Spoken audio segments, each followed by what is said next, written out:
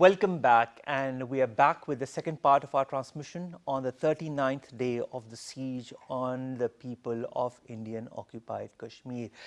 People in Indian occupied Kashmir who we've been talking about on and on about the subjugation since the 5th of August and even beyond that, but since the 5th of August, since the suspension, the abrogation of Articles 370 and ultimately Article 35A of the Indian Constitution, what rights are now present with those people who are now in such a hapless situation that they thought at one time that they could get their rights to self-determination, but even that seems to them a remote possibility. But Pakistan is standing firm with them morally, politically, diplomatically, taking the plight of the people of Indian occupied Kashmir to all the levels, whether it be the international levels at all the different fora that we talked about earlier, whether it be the United Nations, the OIC, whether it be at the UN HRC recently, and the change in stance of the international community and the international media, and highlighting the realities of what is actually happening in the Indian occupied Kashmir, hereby putting on pressure on India to change their stance and to lift properly the curfew that exists in Indian occupied Kashmir and give the people of Indian occupied Kashmir their long awaited due right to self-determination, to decide what they want to do with the land that has been annexed by India as we speak, under a fascist government, under a government that doesn't understand the realities of humanity and human rights. Now, in this very part, we've been joined by three different guests. Let me introduce them to you. One by one, we'll be trying to assess how Pakistan has been moving forward on the international, but we'll kind of also concentrate on what has been happening in Pakistan by the different political parties, and how Pakistan is also nationally taking all its people along as far as a moral, diplomatic and political fight for the rights of the people of Indian occupied Kashmir is concerned. Time now to introduce my guests. On my right is, of course, an ambassador. You've been a former ambassador, Muhammad Khalid Khattak Sahab. Thank you very much, Khattak Sahab, to have joined us. Thank you. And what is very interesting about you is that you've also been the number 2 in India at one point of time during a very important period. So we will discuss that with you as well. Okay. Thank you. Thank you, sir, very much to have joined us. Next to him is Brigadier retired Tipu Sultan Saab. Thank you very much, sir, to have joined us. You're a senior analyst. And of course, we've been talking to you about the Kashmir issue in a lot of previous programs. And our last guest is Muhammad Ibrahim Khan. You're a member of National Assembly from the PTI, and you belong to Multan. Thank you very much, Khan Sahab, to have joined us as well. We'll begin with you, Khalid Khattak Sahab.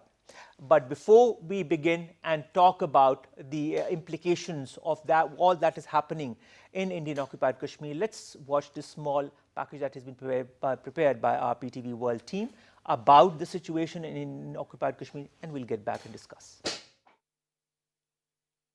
After the abrogation of Article 370 by Modi's government, Indian occupied Kashmir lost its special status on the 5th of August 2019. Several Indian troops took over the region to shut schools and colleges, suspend the telephone and internet services, and to place the regional political leaders under house arrest. Despite the atrocities of Indian government, it blamed the month-long lockdown held in Jammu and Kashmir on Pakistan by stating that return to democracy depended on how Pakistan behaves. Over the course of the Kashmir lockdown, Pakistan's Prime Minister Imran Khan has been raising his voice to urge the international community to react on the prevailing situation. He reminded the US President Donald Trump to act as a mediator soon after the situation on LOC worsened on the 4th of August 2019. Meanwhile, Foreign Minister Shah Mahmood Qureshi also contacted OIC to take notice of the serious situation in Kashmir. UN Secretary General Antonio Guterres also showed his concern about the potential escalation between the two countries over Kashmir and appealed to both sides to deal with the issue through dialogue. International media has also been actively highlighting the Kashmir blackout. The 73rd Independence Day of Pakistan was also celebrated as Kashmir Solidarity Day to support the Kashmiri Muslims. However, the aggression of India continues even on the 39th consecutive day amid the protests being held all over the world. In his recent statement, Imran Khan says that he commands the 58 countries that had joined Pakistan in the Human Rights Council on the 10th of September, reinforcing demands of international community for India to stop use of force, lift siege, remove other restrictions, respect and protect Kashmiri's rights, and resolve Kashmir dispute through UN Security Council resolutions. In the wake of the current situation, Prime Minister Imran Khan has announced a public rally to be held in Muzaffarabad to demonstrate Pakistan's support for the Kashmiris tomorrow. You just watched this package prepared by our PTV World team on what has been happening in these 39 days. Today, of course, is the 39th day of the continued aggression on the people of Indian occupied Kashmir. Now, Muhammad Khalid Khadak, you've been an ambassador, not an ambassador, but a deputy ambassador, deputy high commissioner in India at one time. You've been the Director General of South Asia as well at the Foreign Office. You've seen India close by in India and when you've dealt with India as well internationally. How do you see all of the developments that are happening in Indian occupied Kashmir since the last 39 days? Well, I'll be more analytical than descriptive. Two things we have to realize. Modi is not the cause, but the result of the communal strain which has always been there in the South Asian politics. Let us not forget that Pakistan owes its creation to this communal strain. Gandhi was the first to talk of Ram Raj, to the chagrin of Gokhale and Qaid-e-Azam. Qaid-e-Azam was considered as the the messenger of peace between Hindus and Muslims. He was a member of both Congress Party and Muslim League. But that didn't work. Basically, Romela Thapar, this great scholar, she was asked once that why Hinduism threw out Buddhism from the subcontinent, but Muslims are still there. And her reply was that so far they are a bit indifferent and they haven't taken note of it. But once they take note of it, they would try to throw out Muslims of the subcontinent also. Gandhiji, who is considered to be the prophet of peace by the world and by the Indians, and who suggested to the forces of the Allies to surrender to Hitler unconditionally and try to win him over by love and peace, blessed the Indian forces when they marched into Kashmir. Nehru, who without any formalities conquered Hyderabad on the principle that the ruler was a Muslim and the population was Hindu. In the case of Kashmir, he took just the opposite position. So to be very honest and very frank with you, this talk that Nehru's or Gandhi's India has been buried or that kind of a thing, having lived there and having seen how BJP came to power, I was there when BJP came to power for the first time under Vajpayee. And what was behind Hindutva? Well, they tried to project it as a cultural notion, but with the deep political implications for the people who didn't belong to the culture of Hinduism. Look, Gandhi was the one who said that those people who separate religion from politics neither know politics nor religion. So, the communal strain has been there. And just because Akbar got married to Jodhabai, or something, or, in the past, in the past, of past centuries now. That does not change the communal strain that exists Yes, in the it doesn't region. mean, you see, that India has never been secular to start with. It was a foreign notion, contrived notion. It was virtual, put to the test of reality. All right. It has invariably failed. All right. Very interesting point that Ambassador Saab pointed out. Tibu Sultan Saab, I'll put that to you. India has never been secular, point one. Second, the communal strain that led to Pakistan's creation is the very essence on which the BJP and the RSS is thriving, that has led to what is happening in Indian occupied Kashmir, and that has led to also what is happening in Assam, and I don't know how it's going to translate in other regions of India. What's your take on that? It's a fact that India has never been secular. In fact, the Indian plan of deception was that one, that they should tell the world that they're great democracy and secularism.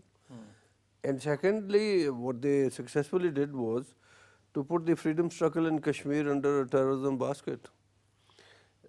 And over here, let me tell you, even when the BJP was not in power, the actions by the successive Indian governments proved to you there have always been communal rights in India. It is only the manifestation of RSS and Bajrang Dal and extremist tendencies and the adoption of a usage of force and Chanakya Machiavelli sort of a concept that has permeated in India, and the fire that the Hindu fundamentalist terrorist government has lit in India, it will be very difficult for Indians to get out of it.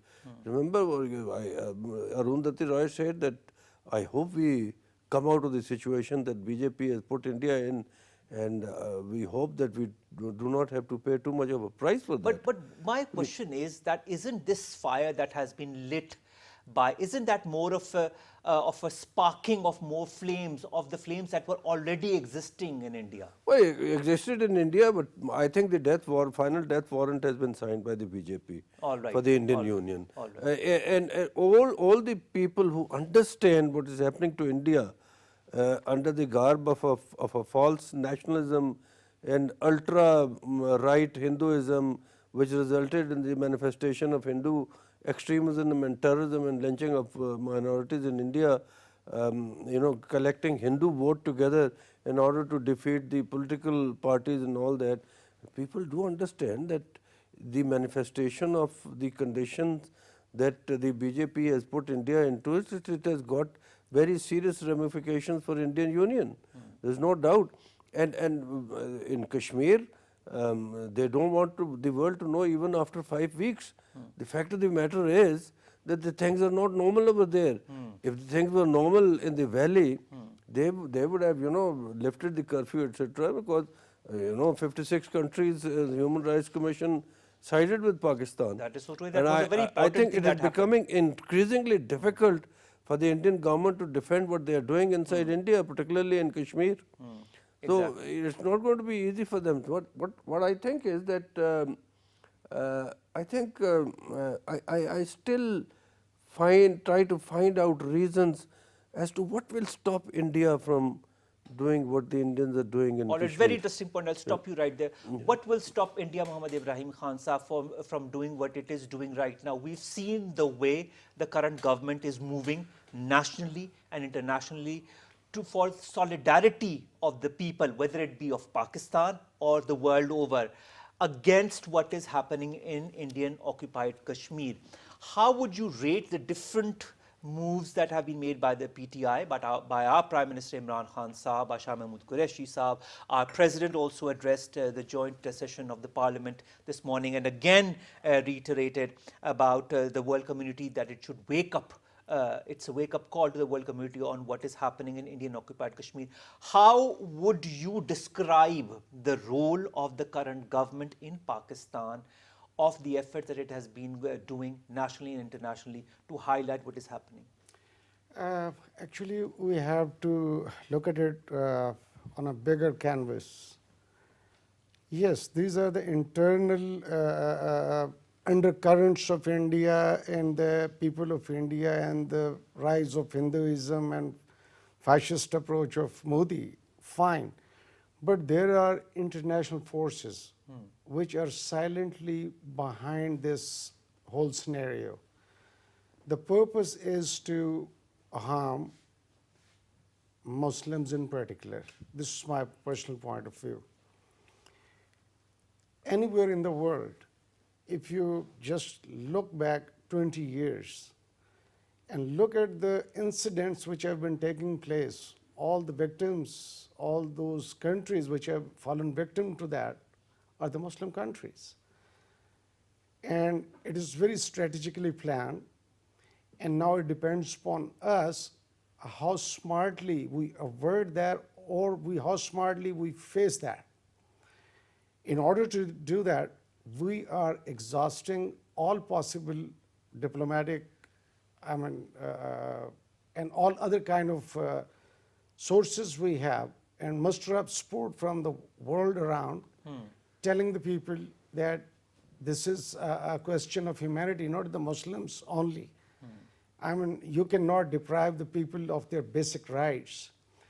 And if you were to look at it from the legal point of view, this abrogation of 370 and 35A is a direct violation of the Indian law by itself, one. Secondly, it's violation of the Shimla Agreement. Thirdly, it's clearly a violation of the UN resolutions. So, to defend their acts, they have to have moral grounds, which they don't. That's why on every single forum which they have been trying to defend their atrocities, they have not been successfully been able to do that. And just recent one with this this amnesty, just recent, the Shah Mahmood Qureshi was there. Yeah, human rights. And United Nations all the Human Rights 58 Council, countries. he was there in Geneva, where the 58 In Geneva, countries. Yeah. just recent one also. Nobody could turn blind eye to it because people have more access to the realities now. And I agree with the Brigadier Saab, and I think they have signed the death warrant. And even though it was altogether different circumstances in 1971, where our own people rose up against us because of our certain mistakes, I would rather say. All right. They have fallen into the same trap. And by oppression, you can never win over the hearts of the people. And finally, the people of Kashmir will be liberated one day.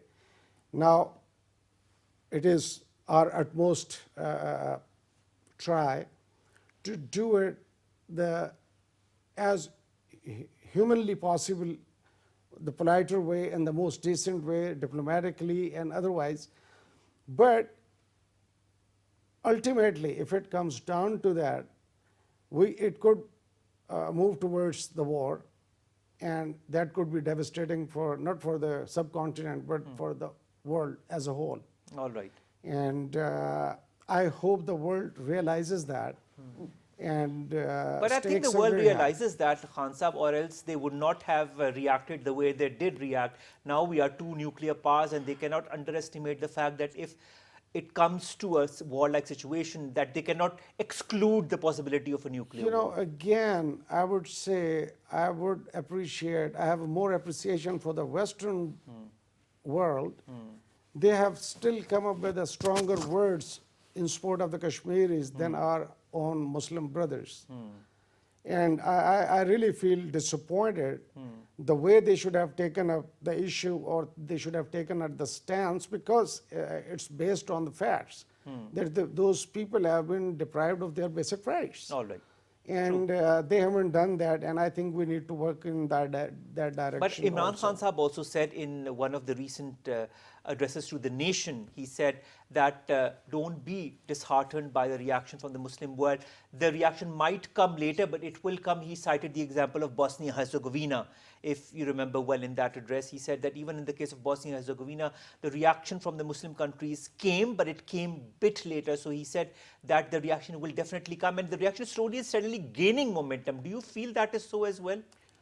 I agree that it is gaining momentum, but when I see when there was a war of 67, we were there to support them all the way.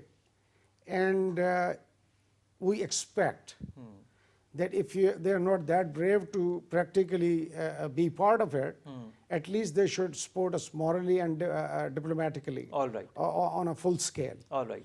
So you feel disappointed from the reaction that has come from the Muslim world. Brigadier Sahib, you would like to add something to that? Well, what I think is that Pakistan should be well advised to basically stand on its own feet. We can do as much for the exterior maneuver and demand as much support from the Muslim world. But I think ultimately what I think is that there is only one thing which will stop India from what they are doing in Kashmir is when the position of the Indian in the held valley becomes untenable. Whether it is due to the freedom movement inside or there are other people who join the fight. Remember, there are Muslims in substantial numbers in the subcontinent in South Asia. In South Asia, and I am including Afghanistan, all the regions. If the Muslim population Central Asian countries if the as well. Muslim population feels as such, and it is enshrined in the United Nations law that if the people are oppressed, they are under duress, arson, killing, and ethnic cleansing, they can ask help from abroad All to right. save their lives. All right. And if the governments in the region, are unable to stop the people, I think the valley in Kashmir will be sanitized of Hindus. All right. And Pandits. They will not be able to sustain in there. But what is going to happen is that if the situation becomes untenable for India to be in the valley, they are known to have attacked Pakistan. So I think if you go by phases, we have launched a diplomatic effort. We don't know actually 100% what is happening in the valley because it's lockdown well over 5 We weeks. do hear the comments coming out emanating from the international media, people who've been see there. one odd footage here and there. But if the situation was normal, they would have lifted off the sanctions and all that. But it is the announced policy of Hindus from Delhi that basically they have decided to use brutality, force, rape and arson as an instrument of state power in India. In this 21st century, Terror which equals is, power as in if, this as if we case. are living in dark ages. And the manifestation of Hindu fundamentalism and fascism and the ideology that the BJP is generating through Modi is awesome. It will not be accepted to the world. And I think Imran Khan must not stop when his tweets, when he says that the Hindu ideology is based on Nazism, and the Indians have known to have asked the powers that be to request Imran Khan to stop on that because it is hurting them. People are listening to Imran Khan. Imran Khan is one leader, when he speaks, Everybody listens. The world listens to him. That They is so take him true. seriously. Khatak Sahab, there's one thing that Brigadier Sahab pointed out that I'd like to have your point of view on, and I'd also like you to add to the conversation. But my question was, Brigadier Sahab pointed out a very interesting aspect of it all, that under duress, people in occupied Kashmir can ask for help from people of other region to join in their fight. You've been the Director General of South Asia in the Foreign Office in the past. What is the general stance? What is the official Foreign Office stance? What do you know about the different ambiguities of this? Basically, look, the help of non-state actors. What Brigadier Saab is hinting at is the role of the non-state actors. Exactly. Now, non-state actors, help is frowned upon because the international structure, the state structure is such, you see, that the very international order, you see, doesn't like the role of non-state actors. Secondly, with regard to the Bosnia-Herzegovina, I disagree with the analysis. All right. left to Lord North and others, the ethnic cleansing was taking place. The Dutch soldiers were looking the other way when Muslims were being killed. It was because of Germany's, you see, concern about Croatia that Bill Clinton kicked in. And it was the bombing of the Serbia by NATO that stopped it. It was the involvement of the United States of America. It is at that point, you see, that some Muslim countries, you know, in small numbers send their troops for peacekeeping, etc., etc. All right. So I don't foresee anything of a sort happening over here in the case of Kashmir. You don't feel that powers that be, like the United States or the European Union, are going to push their way inside if this goes on or exacerbates to a certain level? Look, to start with, the issue is not just limited to lifting of the curfew. It is of basic human rights of the people of Indian It's a occupied bigger issue. And secondly, I have another feeling that the timing of Modi's action suggests that he wants to impact the internal political situation of Pakistan as well. All right. You see, by throwing a kind of a gauntlet or challenge to the new government in Pakistan, or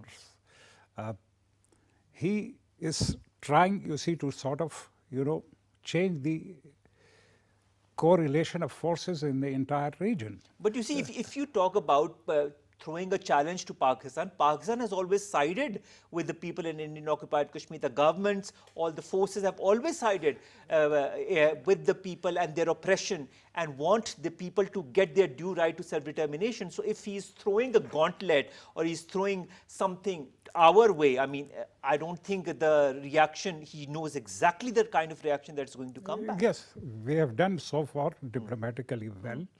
But let me tell you one thing. The international order is such that one event overtakes another event. Now, yesterday I was listening to Netanyahu, who was saying that he was for annexation of the Jordan Valley. Yes. This will be a new problem in the Arab world. You see that how dialogue between Taliban and the Americans, you know, have Failed. Just one tweet and the And entire yes, thing it broke down, is on the ground again. You know, so with the exactly world scenario. the same thing happened in the past also. All right. The initiation of Cold War froze Kashmir issue. You know, then after the Cold War, you see, during the Cold War came Afghan issue. The attention was diverted. After that came the so-called end of history, and that again, you know, diverted the attention. Then came 9/11, which changed the entire character of the resistance in Kashmir and or perception of the. Also perception of Muslims around the world, that completely changed post 9/11. Yes, perception of Muslims and Islamophobia, etc., etc. And when it comes to Islamic unity, you know, let's be very frank about it. It was only after, you see, some 400 to 500 years that the concept of the Islamic jihad was revived. And that is in 1979 when the Soviet forces intervened in Afghanistan. And interestingly, it was not revived by any Muslim country, by Pakistan or Saudi Arabia or others, but by CIA. All right. So, and that was for a specific reason and specific period. When the specific objective was achieved, you know, the Soviets withdrew. All right. So you feel the same kind of diversionary tactics are happening in this day and time when it comes to Indian occupied Kashmir? Or what I feel is that what we have to do is we have to do it quickly.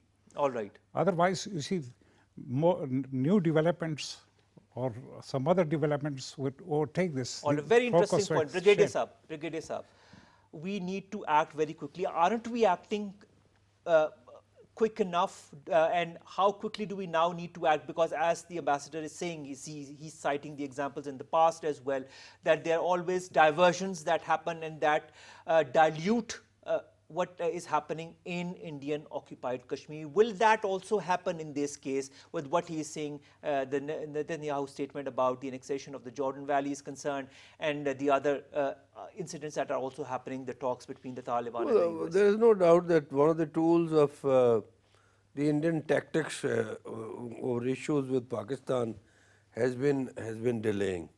Whether it was UN resolution, whether it were other with bilateral talks. India has been saying that they don't need third-party mediation in Kashmir. And when it came to dialogue with Pakistan, they have always been rejecting that, and they have been hiding behind that. I think the Indians take advantage of the world's mercantile interest in India, the world's business interest in India. The West and the Americans are putting their factories because of the cheap labor. It's a population of over 1 billion. They've got trade with each other. And that way the Indians are using that as a pretext to do the human rights abuses and whatever fascist tendencies are generating from Delhi. What I think is that the Ambassador Saab is right in one way, that when it did happen, I think we fell slightly short of some more measures that we could have taken. I would think for a fact that I think we should have seriously thought of closing the airspace on them. All right. And There was talk about that, wasn't there? We didn't let the Indian president. I think it should use have Pakistan been done airspace. when we scaled down our diplomatic relations with them. All right. And there are other measures of. But will that have an effect? This is what I'm trying to understand, Brigadier Saab. All right, lowering down diplomatic relations. Will that have an effect? See, here is what is going to happen. The world is not going to move unless their economic interests and their vital interests are threatened. They will not move otherwise. That is why Pakistan keeps on saying that the destruction will not only be in South Asia but for the world. The implications are that the money that you are spending in India is going to go waste, because if there is a war, the weapons of mass destruction will take care of your investment in India. True. And it is a fact, there is no doubt about that.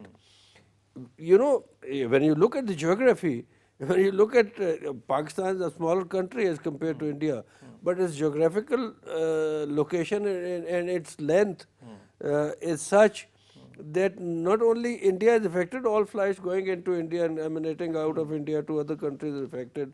And it's a colossal sort of a restriction on the air traffic and the business with India, and the flying time and the money that is spent on the crews and stoppages rise manifolds.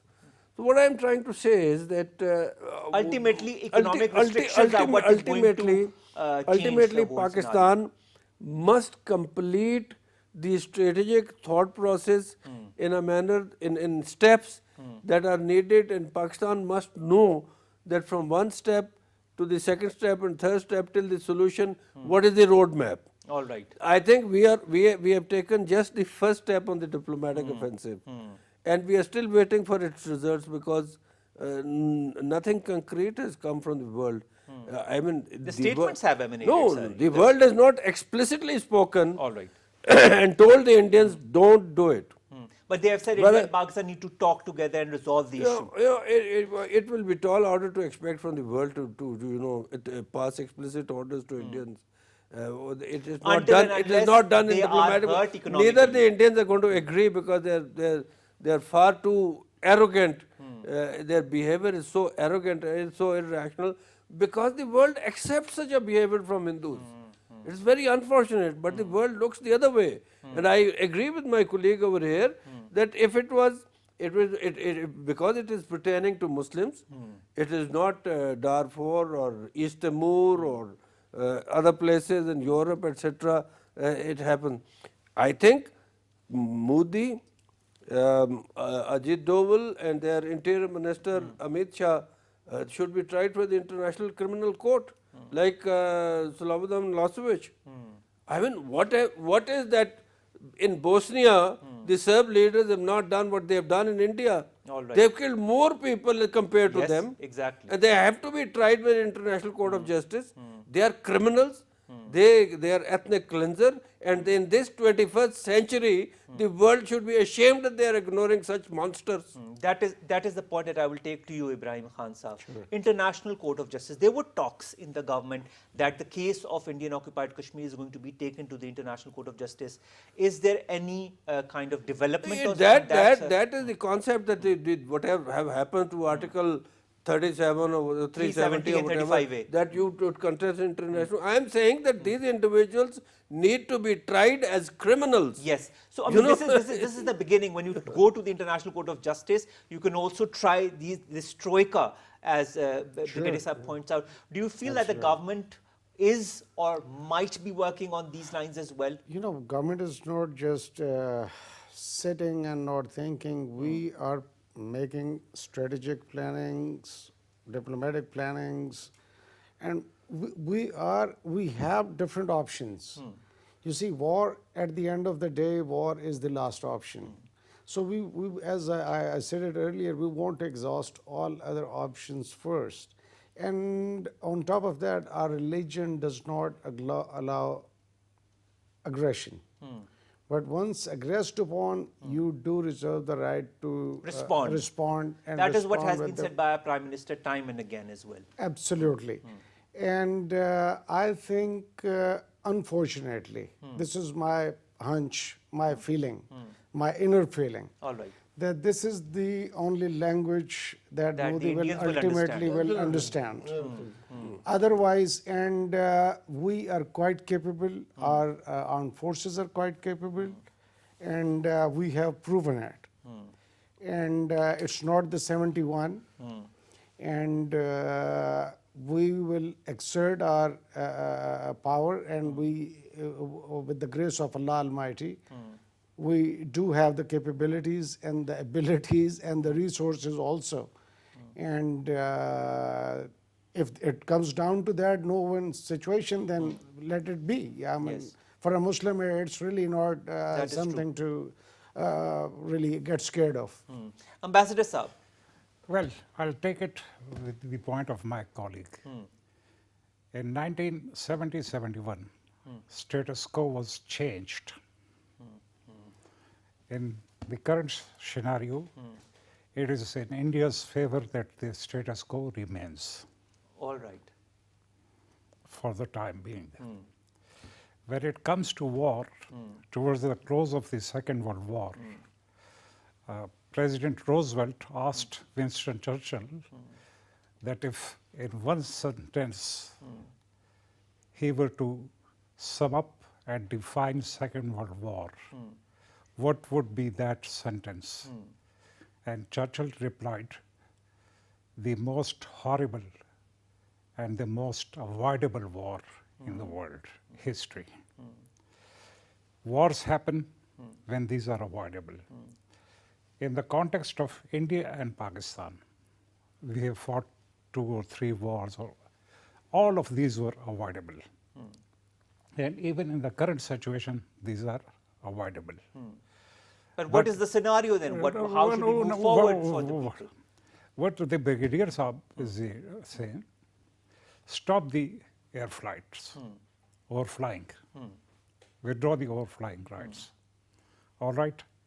It will add to 15 minutes extra flying time for every Indian flight to Europe, to Russia, to North America, and would entail costs. Number one. Trade via Pakistan route to Afghanistan. Should also be suspended. Yes. Third, do away with bilateralism. In fact, Simla Agreement froze the issue